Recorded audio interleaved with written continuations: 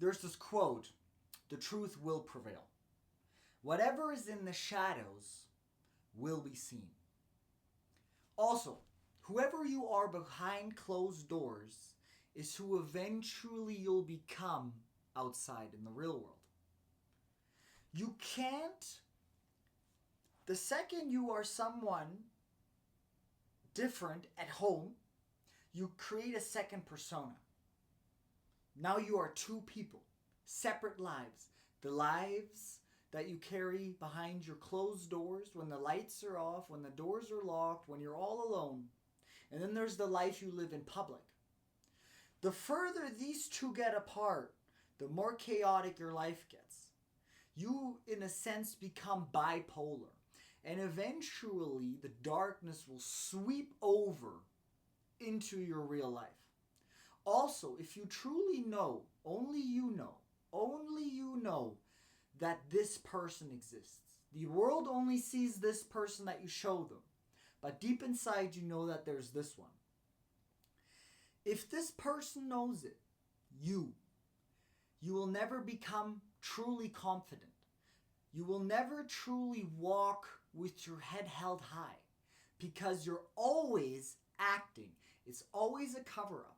You're not truly yourself because deep in your mind, you're covering for this guy. This guy cannot be exposed. He lives in the darkness. And it might not be something terrible. It might be the little things, but they will sweep over into real life. You know how at home, eventually through routine and your day-to-day, you might, in a sense, become sluggish in certain areas. You might leave the dishes too long, or you leave garbage everywhere, or you're sloppy, or you start burping and farting really loud, or I don't know, you just start to do things that you actually wouldn't do in public. The more you do that, the more you gotta pretend in real life. And at first, it's easy, if you go to your friend's house, you know how to behave. But now if you're living with someone, with a girlfriend or a spouse, these things will reveal themselves. Some people call them maybe icks, or lots of people say once you really get to know someone, you truly know who they are. Which, yeah, of course, there's levels to a person.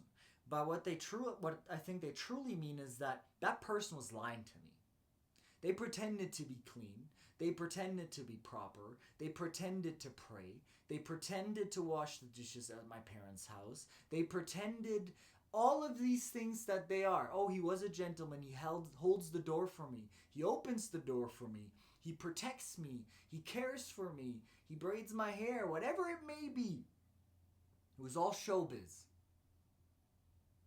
Right? It was all showbiz. Now you have attained this thing, or this thing has accepted you, and now you let go and show more of your shadow. You show more of the darkness. It sweeps out because that's who you truly are. And then also these relationships fall apart. It's because one person starts to really see who the other person is.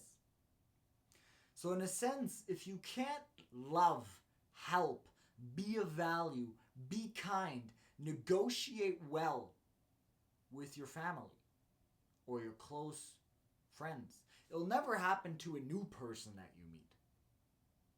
It's just, if you can't keep your room clean, you won't be able to keep your house clean. So you have to, if you want to be better in the world, in your relationships, in your friendships, you need to be perfect in a sense when nobody's watching. That's what I'm trying to say. Be the best person you can be when nobody's watching. That's the goal. How proper, how correct, how good, how ideal can I be when nobody's watching?